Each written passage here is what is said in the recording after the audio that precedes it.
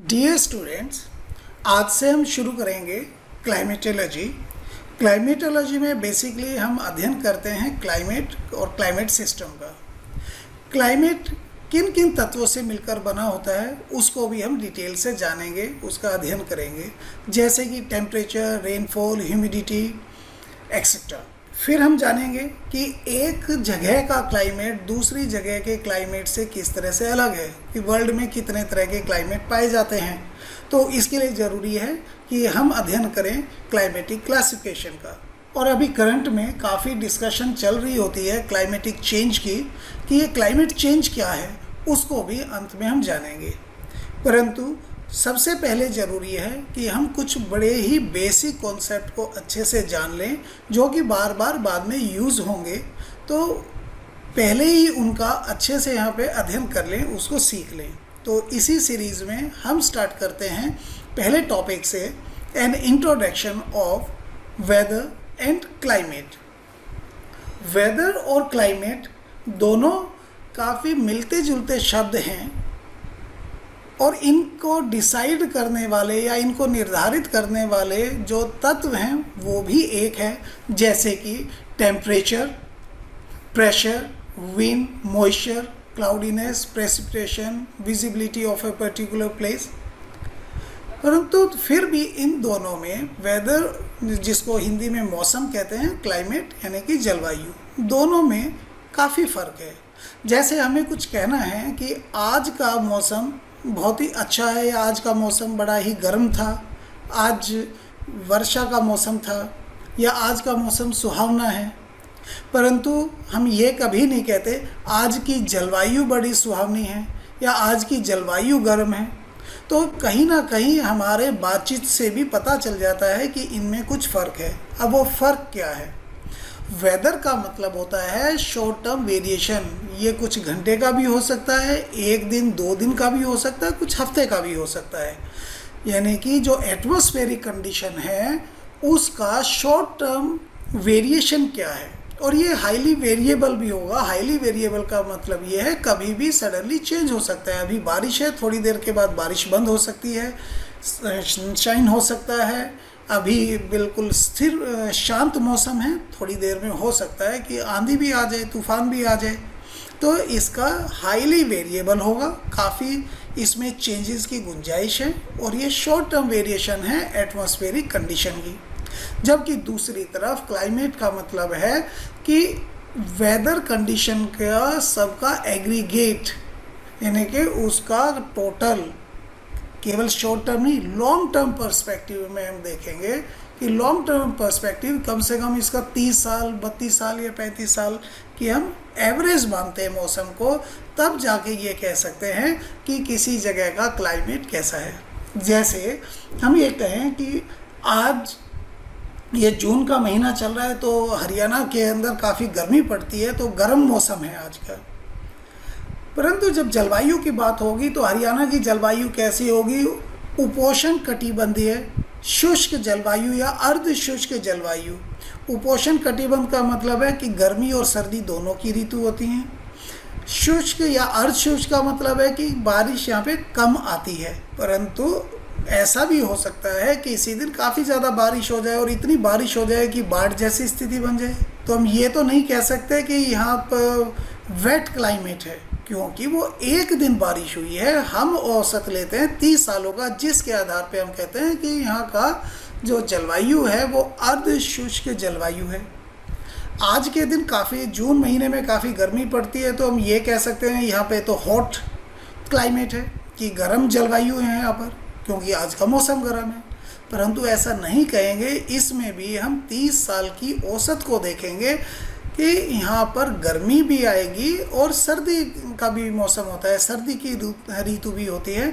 तो गर्मी और सर्दी जहाँ दोनों होंगे तो उसको हम हॉट एरिया या उष्ण कटिबंध ना कहकर उसको उपोष्ण कटिबंध कहेंगे, तो उपोष्ण क्लाइमेट कहेंगे उसे। तो बार बार ये आ रहा था कि क्लाइमेट या वेदर किससे बना है, तो उसको कहते हैं elements of the weather and climate, जिसके अंदर सबसे इम्पोर्टेंट है टेम्परेचर एंड प्रेसिपिटेशन। प्रेसिपिटेशन का मतलब है रेनफॉल, फिर इसके अलावा है humidity, cloud cover, sunshine, air pressure, wind direction, wind speed. इसमें से बहुत से तो ऐसे एलिमेंट्स हैं जो हम अपने डे टू डे लाइफ के अंदर उसका अनुभव कर सकते हैं। जैसे सबसे इम्पोर्टेंट इसमें टेम्परेचर है। आज ज़्यादा टेम्परेचर है, किसी दिन कम टेम्परेचर होगा, ये हम डायरेक्ट फील कर सकते हैं। फिर हम देखते हैं कि प्रेसिपिटेशन में आते हैं मेनली रेनफॉल। यहाँ पर एक बहुत इम्पोर्टेंट तत्व है एयर प्रेशर, जो कि मौसम या क्लाइमेट को निर्धारित करने में एक बहुत महत्वपूर्ण एलिमेंट है, पर हम उसको डायरेक्ट अनुभव नहीं कर सकते हैं। एयर प्रेशर का मतलब है कि जितने भी हवा हमारे ऊपर है वो हम पर कुछ दबाव डाल रही है, उसका कुछ वजन है, वजन की वजह से दबाव डल रहा है, उस दबाव को कहते हैं एयर प्रेशर। पर हमारी बॉडी इसको या थोड़ा बहुत इसमें चेंजेस होगा तो हमारी बॉडी उसको अनुभव नहीं कर सकती है। परंतु क्लाइमेटोलॉजी में इसका बहुत इम्पोर्टेंट रोल है, क्योंकि जहाँ पर एयर प्रेशर कम होगा वहाँ पर आंधी तूफान आने की, बारिश आने की संभावना ज़्यादा रहती है। जहाँ पे एयर प्रेशर ज़्यादा होगा वहाँ पे मौसम शांत रहेगा, कोई बादल नहीं होंगे, कोई हवा नहीं चलेगी। तो इसलिए एयर प्रेशर वेदर और क्लाइमेट का बहुत इम्पोर्टेंट एलिमेंट है। अब जान लेते हैं कि मौसम या जलवायु के कारक कौन कौन से हैं, फैक्टर अफेक्टिंग क्लाइमेट। अब सबसे पहले हम लेते हैं अक्षांश या लैटिट्यूड। हम अर्थ पर लोकेशन दिखाने के लिए उसको ईस्ट वेस्ट में ये लाइनें खींच के इस तरह से एंगल पर दिखाते हैं, जिसको कहेंगे अक्षांश। ये वास्तव में क्या होगी, भूमध्य रेखा से नॉर्थ और साउथ की दूरी का निर्धारण करने के लिए हमने कुछ काल्पनिक रेखाएं ग्लोब पर खींची हुई हैं, जिन्हें हम अक्षांश कहेंगे। इसी तरह से उत्तर से दक्षिण की तरफ रन करती हुई कुछ रेखाएं होंगी, जिन्हें हम देशांतर कहेंगे, यानी कि लॉन्जिट्यूड। और ये ईस्ट से वेस्ट की तरफ ये जा रही हैं, इनको कहते हैं लैटिट्यूड। जलवायु के या मौसम के निर्धारण में इन लैटिट्यूड का बहुत ज़्यादा इम्पैक्ट है। तो कुछ इम्पोर्टेंट लैटिट्यूड्स हैं जिन्हें हम देख लेते हैं। धरती के बिल्कुल बीचों बीच ईस्ट से वेस्ट या वेस्ट से ईस्ट को जाने वाली रेखा को इक्वेटर कहेंगे, जिसको हिंदी में कहेंगे भूमध्य रेखा। 23.5 डिग्री उत्तरी अक्षांश कहेंगे ट्रॉपिक ऑफ कैंसर, यानी कि कर्क रेखा, और दक्षिणी 23.5 डिग्री अक्षांश को कहेंगे ट्रॉपिक ऑफ कैप्रिकॉर्न। 66.5 डिग्री उत्तरी अक्षांश को कहेंगे आर्कटिक सर्कल, और 66.5 डिग्री दक्षिणी अक्षांश को कहेंगे एंटार्क्टिक सर्कल। 90 डिग्री नॉर्थ को कहेंगे नॉर्थ पोल, और 90 डिग्री साउथ को कहेंगे साउथ पोल। ये इम्पोर्टेंट कुछ अक्षांश रेखाएं हैं जो बार बार क्लाइमेटोलॉजी में यूज होंगे और किसी भी जगह के क्लाइमेट के निर्धारण में बड़ा इम्पोर्टेंट रोल अदा करते हैं। पृथ्वी अपने कक्ष पर बने लंब से परपेंडिकुलर से 23.5 डिग्री झुकी हुई है। इसको भी जान ले, इसका क्या मतलब है। मान लो ये सूरज है और पृथ्वी इसके चारों तरफ परिक्रमा करती है। जिस रास्ते पर परिक्रमा करती है उसको कहेंगे कक्ष, और कक्ष पर बने परपेंडिकुलर, यहाँ 90 डिग्री का अगर कोण बने तो उसको कहेंगे परपेंडिकुलर।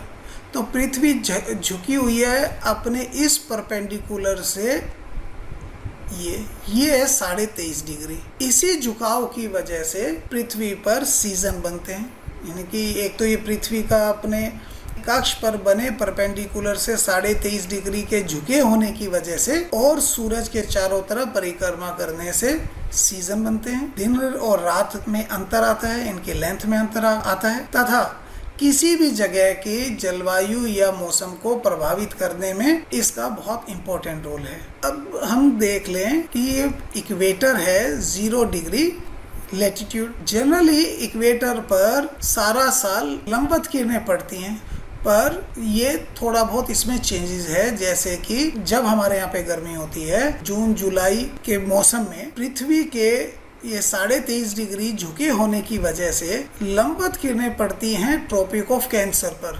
23.5 डिग्री उत्तरी अक्षांश पर। दिसंबर के महीने में जब हमारे यहाँ पर सर्दी होती है, सीधी किरणें पड़ती हैं 23.5 डिग्री दक्षिणी अक्षांश पर, जिसे कहते हैं ट्रॉपिक ऑफ कैप्रिकॉर्न। और सितंबर मंथ में सूरज की सीधी किरणें पड़ती हैं इक्वेटर पर। तो ये स्थिति मंथ वाइज चेंज होती रहती है, परंतु हम देखें कि इक्वेटर पर 66.5 डिग्री से 90 डिग्री के बीच में ही किरणों का एंगल रहेगा। जब लंबवत किरणें पड़ती हैं, इनकी 90 डिग्री पर जब किरणें पड़ रही हैं या 70 डिग्री पे पड़ रही हैं, 66.5 डिग्री पे पड़ रही हैं, तो क्या है, उस जगह पर धरती को ज़्यादा गर्मी मिलेगी। जहाँ पर किरणों का झुकाव कम होगा, जैसे उत्तरी गोलार्ध में, यहाँ पे नॉर्थ पोल में देखते हैं 23.5 डिग्री, और दक्षिण में तो इस समय पर सूरज की किरणें है ही नहीं, यानी कि यहाँ पर 6 महीने तक सूरज की किरणें ही नहीं पड़ेंगी। जब सूरज दक्षिण की तरफ शिफ्ट होगा तब यहाँ पे किरणें पड़ेंगी और उसका झुकाव होगा 23.5 डिग्री, जैसे कि नॉर्थ में है। यानी कि एक तरह से हम देखते हैं कि अक्षांश से 0 से जैसे ऊपर के अक्षांश में जाते हैं, 90 डिग्री तक जाते हैं, तो सूरज की किरणों का झुकाव कम होता जाता है। अब इस सूरज की किरणों का झुकाव कम होने की वजह से क्या होगा, जहाँ पर किरणें लंबवत होंगी वहाँ पर ज़्यादा गर्मी मिलेगी, जहाँ पर तिरछी किरणें होगी वहाँ पर कम गर्मी मिलेगी। अब इसको हम अपने रोज़मर्रा के जीवन से देखें, जो हमें एक्सपीरियंस करते हैं, सुबह और शाम को हमें कम गर्मी मिलती है सूरज से, जबकि दोपहर के दिन मैक्सिमम गर्मी मिलती है। उसकी वजह ये, सूरज दोपहर को बिल्कुल 90 डिग्री पे, यानी हमारे सिर के ऊपर होता है, और सुबह और शाम होराइजन पे होगा, यानी कि ये 23.5 डिग्री या लंबवत किरणें नहीं है, तिरछी किरणें पड़ेंगी। तिरछी किरणें कम गर्मी देती है, लंबवत किरणें ज़्यादा गर्मी देगी। अब उसकी वजह क्या है? 2 वजह हैं। एक तो जब लंबवत किरणें होंगी, जैसे कि यहाँ पर, वो कम एरिया पर पड़ती, तो कम एरिया को उसको गर्म करना पड़ता है, तो वहाँ पर कंसंट्रेट रहती है एक जगह पर, तो ज़्यादा गर्मी कर देगी। जबकि तिरछी किरणें ज़्यादा एरिया के ऊपर गिरती है और वो उसको ज़्यादा एरिया को गर्म करना पड़ता है, तो पर यूनिट एरिया में कम गर्मी मिलती है। सुबह और शाम को देखें तो हमारी परछाई होगी वो लंबी बनती है, और दोपहर को बहुत थोड़ी सी छोटी सी परछाई बनती है। उसकी वजह ये है, दोपहर के वक्त जब 90 डिग्री पर सूरज की किरणें हैं तो वो थोड़े एरिया पे पड़ती हैं और थोड़े एरिया को गर्म करना पड़ता है। दूसरा एक इम्पोर्टेंट वजह है कि तिरछी किरणों को वायुमंडल की, जैसे ये मान लो ये वायुमंडल यहाँ इतना दिखाया हुआ है, वायुमंडल की ज़्यादा मोटाई से गुजरना पड़ता है। ये देखें यहाँ पर, और जब 90 डिग्री पर है, सीधी है, तो उसको वायुमंडल की कम मोटाई से गुजरना पड़ेगा। यहाँ पे देखें, यहाँ पे कम मोटाई से गुजरना पड़ेगा, इस जगह पर वायुमंडल की ज़्यादा मोटाई से गुजरना पड़ता है, ज़्यादा वायुमंडल को क्रॉस करना पड़ेगा। जब ज़्यादा वायुमंडल को क्रॉस करते हैं तो रास्ते में वायुमंडल के गैसों के कण मिलेंगे, धूली कण होंगे, जिसकी वजह से स्कैटरिंग ज़्यादा होगी। स्कैटरिंग का मतलब है किरणों का बिखराव। इस स्कैटरिंग की वजह से ही हमें आकाश का रंग नीला दिखाई देता है, क्योंकि नीले रंग की वेवलेंथ की किरणें वहाँ पर गैस के कणों से टकरा के बिखर जाती है और नीला रंग ऊपर ही बिखर जाता है और हमें वो नीला रंग दिखाई देता है। तो ये स्कैटरिंग ज़्यादा होगी अगर ज़्यादा गैस के कणों या ज़्यादा धूली कणों में से प्रवेश करके उसको जाना पड़ेगा। तो क्योंकि तिरछी किरणों को ज़्यादा वायुमंडल की मोटाई से क्रॉस करना पड़ता है, तो उसका ज़्यादा से ज़्यादा वहाँ पर एब्जॉर्प्शन हो जाएगा और बहुत ही कम इंसोलेशन होगी जो धरती तक पहुँचेगी और वो कम गर्मी लेके आएगी। यही वजह है कि सुबह शाम हमें कम गर्मी मिलती है और दोपहर के वक्त ज़्यादा गर्मी मिलती है। किसी भी जगह के क्लाइमेट को प्रभावित करने में जल और स्थल के विस्तार का बहुत इम्पोर्टेंट रोल है। उसकी 4 वजह हैं। पहली बात तो ये है कि सूरज की किरणें जब धरती पे पड़ेंगी तो उसको केवल सरफेस के एरिया को ही गर्म करना पड़ेगा, वो अंदर तक काफ़ी गहराई तक प्रवेश नहीं कर सकती। जबकि जब वो पानी पर गिरती हैं सूर्य की किरणें तो काफ़ी अंदर तक प्रवेश कर सकती हैं और काफ़ी अंदर तक उसको गर्म करना पड़ता है। तो जाहिर है धरती को जल्दी गर्म कर देंगी बजाय कि पानी के, समुद्र के, झीलों के या सागर के। दूसरी वजह ये है कि लैंड बनी होती है रेत की, सैंड या रॉक्स की। सैंड की स्पेसिफिक हीट है वो कम होती है बजाय कि पानी के। अब ये स्पेसिफिक हीट क्या है, 1 यूनिट रेत ले लें, उसको टेम्परेचर 1 डिग्री सेल्सियस तक इंक्रीज करें। मान लो यहाँ पे सैंड का टेम्परेचर है 25 डिग्री सेल्सियस, उसको हम इतनी हीट दें यहाँ से, उसका टेम्परेचर हो जाए 26 डिग्री सेल्सियस तक। तो 1 यूनिट रेत का टेम्परेचर 1 डिग्री तक बढ़ाने में जितनी हीट लगेगी उसे कहेंगे स्पेसिफिक हीट।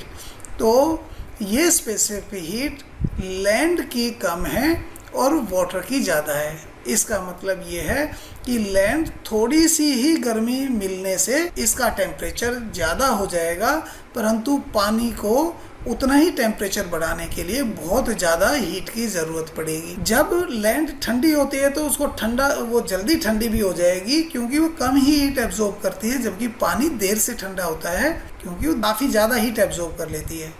इसलिए कहा जाता है समुद्र देर से गर्म होते हैं, देर से ठंडे होते हैं, और लैंड जल्दी गर्म हो जाती है और जल्दी ही ठंडी हो जाती है। इस फिनोमेना का असर पड़ेगा पूरे के पूरे क्लाइमेट सिस्टम पे, कि जो एरिया समुद्र के नज़दीक होंगे वहाँ पर देखते हैं हम सम जलवायु मिलेगी, और यानी कि मैरीटाइम क्लाइमेट कहते हैं उसको, यानी कि वहाँ ना तो ज़्यादा गर्मी होगी ना ज़्यादा सर्दी होगी।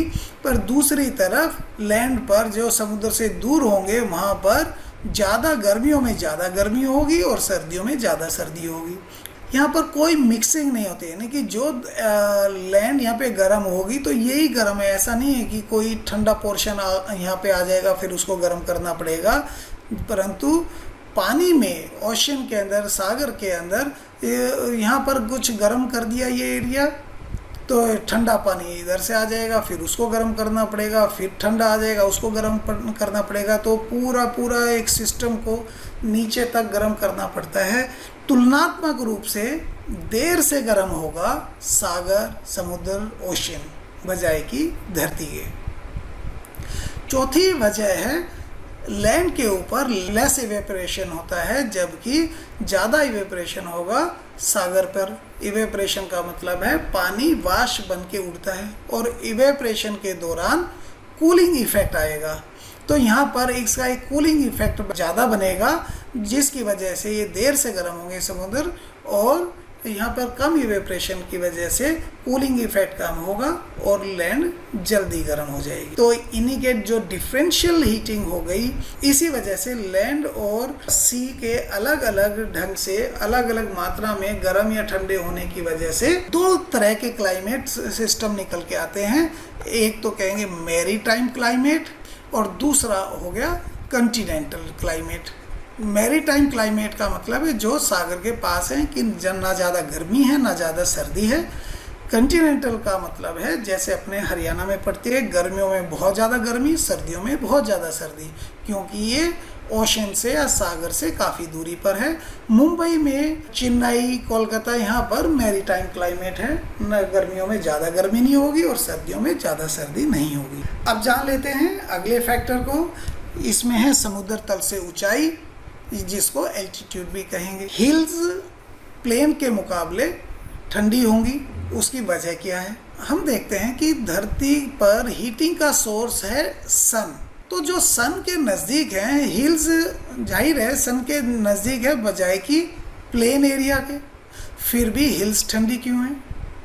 उसकी वजह यह है कि सन डायरेक्ट एटमॉस्फेयर को गर्म नहीं करता है, बल्कि पहले वो अर्थ को गर्म करेगा, सरफेस, फिर अर्थ के एटमॉस्फेयर गर्म होने लगता है। तो एटमॉस्फेयर का वो हिस्सा जो अर्थ से जितना ज़्यादा दूरी पर होगा उतना ही ठंडा होगा, क्योंकि अर्थ सरफेस पर यहाँ पर ज़्यादा हीट होएगी, और यहाँ पर जो हिल्स के ऊपर वहाँ पर कूल क्लाइमेट होगा। अर्थ सरफेस से जैसे जैसे हम ऊपर जाते हैं तो 165 मीटर की हाइट पर 1 डिग्री टेम्परेचर में गिरावट आ जाती है, जिसको कहते हैं नॉर्मल लैप्स रेट।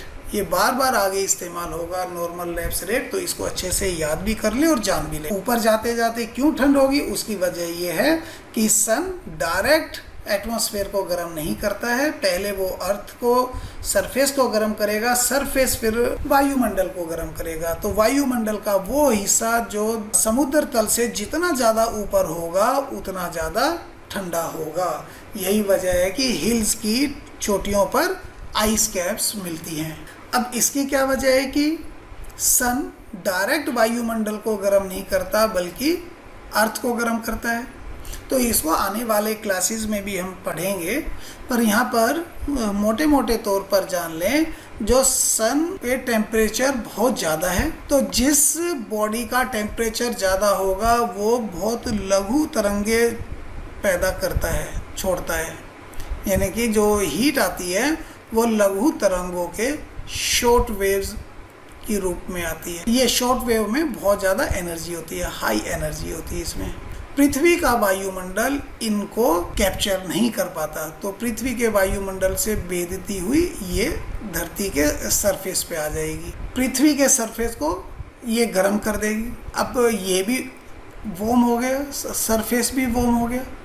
अब वार्म होगा परंतु ये उतना गर्म नहीं है जितना कि सन था, तो ये भी तरंगे छोड़ती है, पर ये तरंगे छोड़ती है लॉन्ग वेव्स के तौर पर। अब ये लॉन्ग वेव्स में कम एनर्जी होती है, लेस एनर्जी है ये लेस एनर्जी। अब वायुमंडल इसको एब्जॉर्ब कर लेगा इस एनर्जी को, और वायुमंडल गर्म हो जाएगा। तो इस तरह से वायुमंडल को गर्म करने में सन का रोल है, परंतु पहले सन अर्थ को गर्म करेगा, अर्थ फिर वायुमंडल को गर्म करेंगे। शॉर्ट वेव्स का मतलब है कि ये जैसे एक तरंग है, इसको कहेंगे श्रिंग, इसको कहेंगे गर्द। तो एक श्रिंग से दूसरे श्रिंग के बीच के जो डिस्टेंस है उसको कहते हैं वेवलेंथ, उल्टे बाई लैम्डा के द्वारा दर्शाया जाता है। अगर ये डिस्टेंस ज़्यादा है तो वो लॉन्ग वेव्स है, अगर ये डिस्टेंस कम है तो वो शॉर्ट वेव्स है। इसको आगे आने वाली क्लासेस में भी और आगे डिटेल से जानेंगे।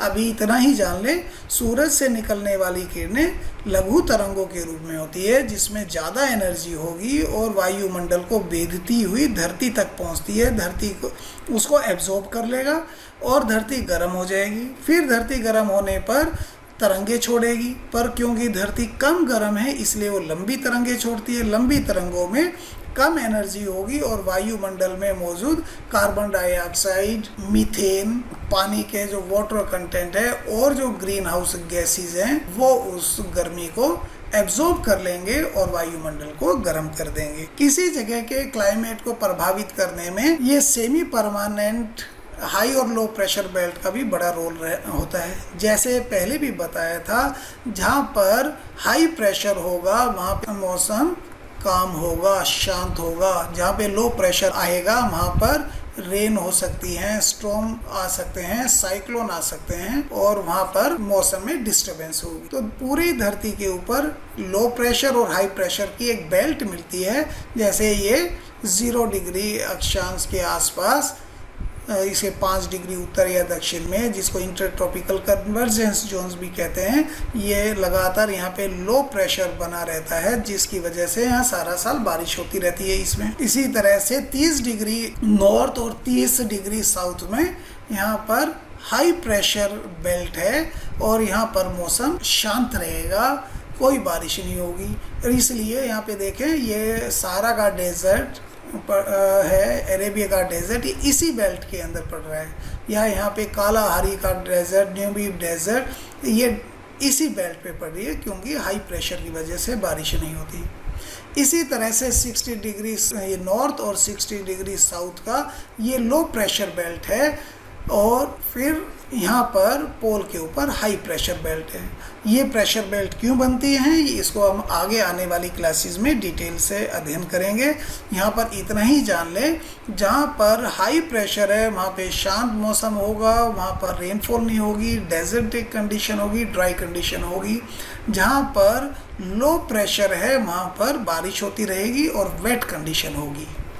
किसी भी जगह के क्लाइमेट को प्रभावित करने में वायु राशि का भी अहम रोल है। वायु राशि का मतलब है बहुत बड़े इलाके में चलने वाली एक ही कैरेक्टरिस्टिक्स की वायु। यानी कि अगर इधर से ये कोई वायु आ रही है, नॉर्थ से, ये पोल से कोई वायु आ रही है, पोल पर सर्दी है यानी कोल्ड है, और लैंड से भी आ रही है, वहाँ पर लैंड का मतलब ड्राई है, तो वहाँ पे ड्राई वायु और ठंडी वायु आ रही है तो किसी भी जगह के क्लाइमेट को कोल्ड एंड ड्राई कर देगी। अगर समुद्र के ऊपर से ठंडे इलाकों से अगर कोई वायु राशि आ रही है तो वहाँ का मौसम वो कोल्ड तो रहेगा ही क्योंकि ठंडी वायु राशि है, परंतु वहाँ पे ह्यूमिडिटी ज़्यादा होने की वजह से ह्यूमिड कर देगी। किसी भी एरिया में अगर गर्म इलाकों से कोई वायु राशि जा रही है तो वहाँ पे टेम्परेचर का इंक्रीज कर देगी, और अगर ड्राई एरिया से भी आ रही है तो वहाँ पर शुष्क ड्राई हो जाएगा। अगर वेट एरिया से कहीं से गर्म और वेट आ रहे हैं तो वहाँ पे ह्यूमिड होएगी और रेनफॉल कर सकती है ऐसी वायु राशि। तो ये वायु राशियों पे किसी भी जगह का जो मौसम होगा, क्लाइमेट होगा, वो डिपेंड करता है कि वो कौन सी वायु राशि उसके ऊपर से, उसके पास से जा रही है। वायु राशियों को भी आगे हम एक अलग से चैप्टर में डिटेल से इसका अध्ययन करेंगे। वायुमंडलीय विक्षोभ या एटमॉस्फेरिक डिस्टर्बेंस का मतलब है कि साइक्लोन सिस्टम का पैदा होना।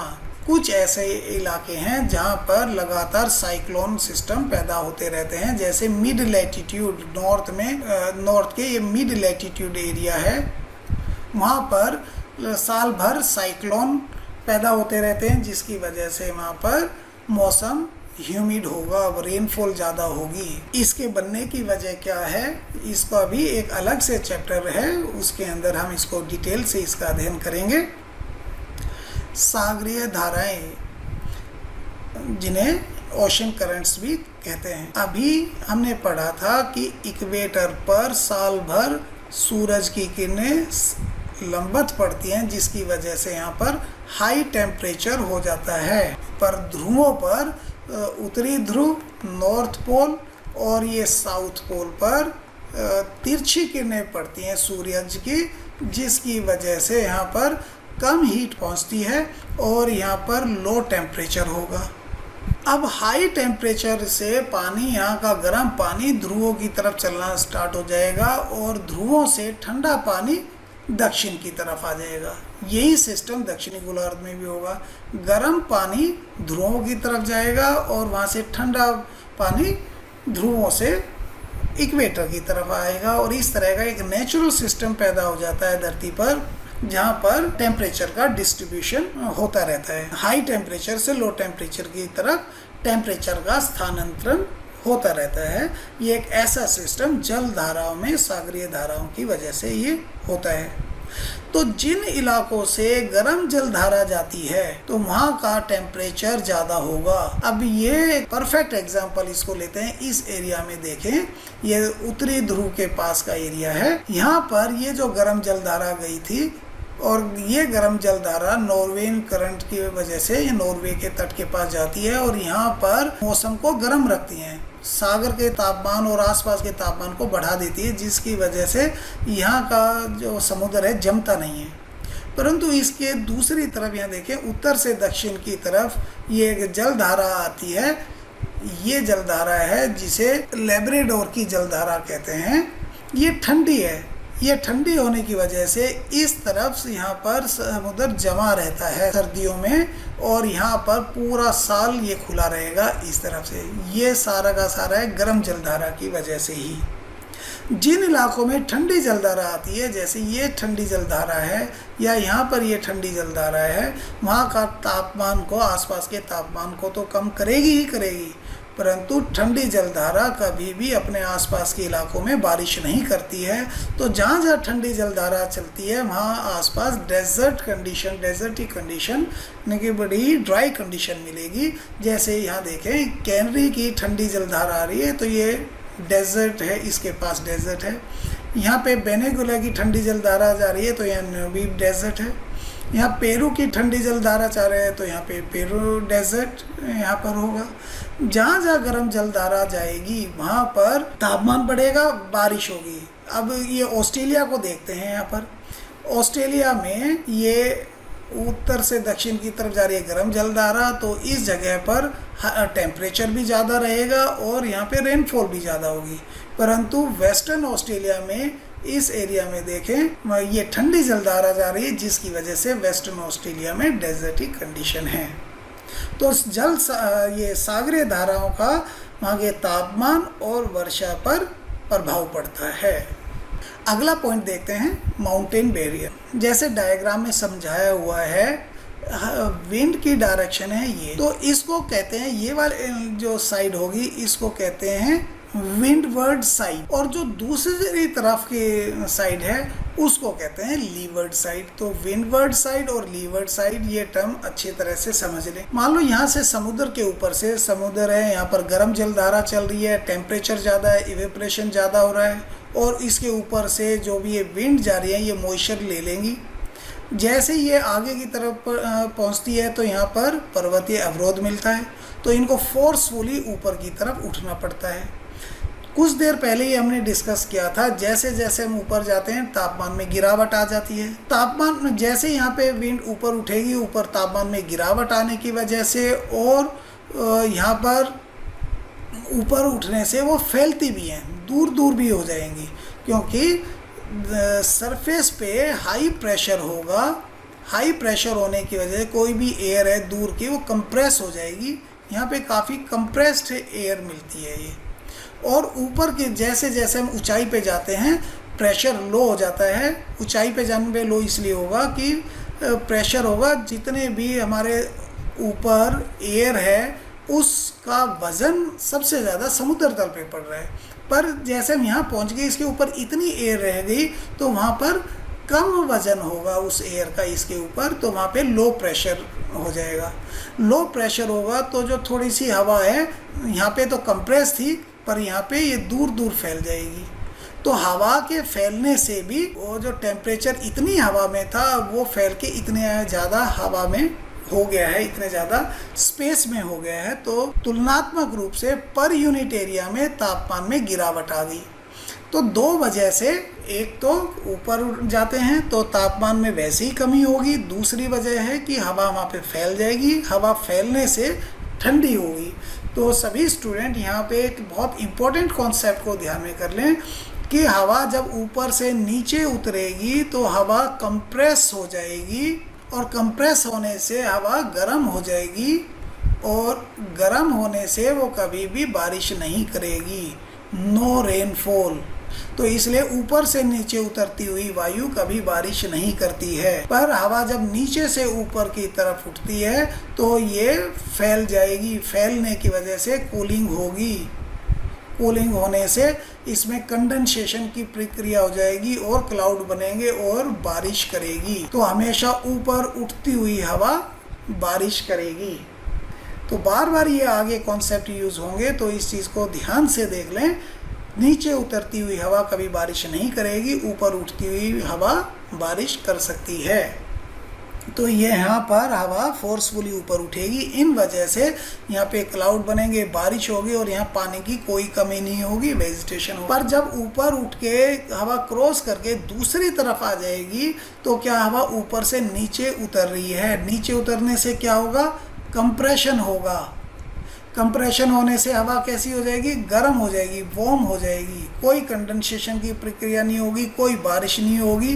तो ये इसको कहेंगे रेन शेडो एरिया, यहाँ पर कोई बारिश नहीं होगी, और डेजर्टिक कंडीशन, एरिड या सेमी एरिड कंडीशन होगी लीवर्ड साइड पर। विंडवर्ड साइड पर वेट कंडीशन होगी। और अपने इंडिया में देखें तो दक्षिणी में यहाँ पर देखें तो ये सारा वेस्टर्न घाट है, और यहाँ पर अरेबियन सी से जो वायु इधर जाएंगी तो यहाँ विंडवर्ड साइड पे इस डायरेक्शन में काफ़ी बारिश करेंगी, और ये जो इंडिया का बीच का ये एरिया पड़ गया वेस्टर्न घाट के ईस्ट की तरफ, ये सारा का सारा रेन शेडो ड्राई एरिया है।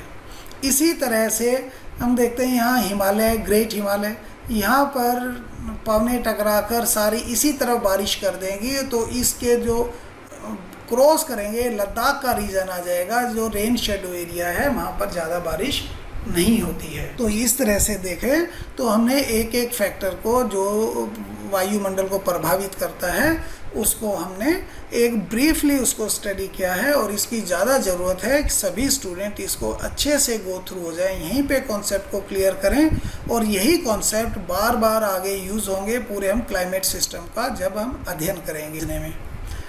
ये जितने भी डायग्राम मैंने इस अपने लेक्चर में दिखाए हैं वो अलग अलग जगह से, वेबसाइट से मैंने लिए गए हैं, उनके कुछ रेफरेंस यहाँ पे दिए गए हैं, तो स्टूडेंट्स इनको भी देख सकते हैं। ये स्टूडेंट्स, अब आप इन कॉन्सेप्ट को अच्छे से समझ गए होंगे, तो यहाँ पर एक छोटा सा टेस्ट है, उसको अटेम्प्ट करने की कोशिश करना। जैसे क्वेश्चंस हैं जिसको 20 से 30 वर्ड्स में एक्सप्लेन करना है। जैसे वेदर क्या है, क्लाइमेट क्या है, उनकी डेफिनेशन देनी है, उनको एक्सप्लेन करना है, और आपको पता भी होना चाहिए वेदर और क्लाइमेट में क्या डिफरेंस है। माउंटेन्स प्लेन एरिया से क्यों कोल्डर है। मान लो सेम अक्षांश पर अगर एक प्लेन एरिया है और यहाँ माउंटेन है तो यहाँ पर ज़्यादा ठंड होगी, ये कोल्डर होगा इसके कंपैरिजन में। यहाँ पर ये हॉट हो सकता है या वार्म हो सकता है, पर कंडीशन है एक ही अक्षांश पर, उस पर क्यों है। तो ये हमने इस चैप्टर में कवर किया है, इसको दोबारा से देखें और इसको अटेम्प्ट करने की कोशिश करें। Why ocean currents influence climate of a place. Ocean currents बताया था कि ये एक जगह के हीट को दूसरी जगह पे ट्रांसपोर्ट करने में हेल्प करता है, तो इस तरह से वो इन्फ्लुएंस करेगा। तो किस तरह करेगा, एग्जैक्ट क्या मैकेनिज्म है, इसको थोड़ा सा यहाँ पे एक्सप्लेन कर सकते हैं 20-30 वर्ड्स में। Why places located at higher latitudes are colder than places located at lower latitudes. यहाँ पर ये देखें, ये एक अर्थ है, ये लोअर लैटिट्यूड है, 0 डिग्री इक्वेटर है, और जैसे जैसे हम ऊपर की तरफ जाएंगे ये हायर लैटिट्यूड है, जैसे पोल 90 डिग्री है।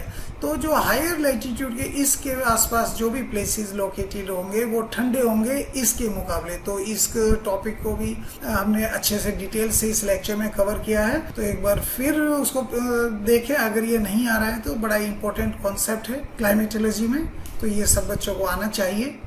अब लॉन्ग आंसर टाइप क्वेश्चन देख लेते हैं। इसके अंदर 2 ही लॉन्ग आंसर टाइप क्वेश्चन बनते हैं। जैसे डिफाइन वेदर एंड क्लाइमेट, वो पहले जैसे यहाँ डेफिनेशन दे रखी थी, तो यहाँ पे डेफिनेशन उनका मीनिंग समझाते हुए स्पष्ट करेंगे। और डिस्कस द मेन एलिमेंट्स, और एलिमेंट्स यहाँ पे हमने डिटेल में किया था, जैसे temperature, precipitation, cloudiness, etcetera etcetera. तो इसको हमें यहाँ पर डिटेल से देना होगा। दूसरा क्वेश्चन इसमें बनता है डिफाइन क्लाइमेट और discuss main factor affecting the climate. ये हमने बड़े डिटेल से किया है, 8-10 फैक्टर्स हैं। जैसे यहाँ एक ही लैटिट्यूड के ऊपर जैसे जैसे ऊपर जाते हैं कोल्डर क्यों हो गया, क्योंकि वो भी एक फैक्टर है। एक यहाँ पे अभी हमने डिस्कस किया था, जैसे जैसे हम हायर लैटिट्यूड की तरफ जाते हैं ठंडे होते हैं, तो वो भी एक फैक्टर है। तो इस तरह से ये कुछ फैक्टर हमने डिस्कस किया था, तो इनको अच्छे से अटेम्प्ट करें और कोशिश करें इसको सॉल्व करने की। और नहीं आता है तो फिर दोबारा से इस वीडियो को देखें और फिर तुम इसको इजीली सॉल्व कर सकते हो। और जो बुक्स तुम्हें बताइए रेफरेंस है उसे गो थ्रू जाओगे तो बड़े आसानी से इसको अटेम्प्ट कर सकते हो।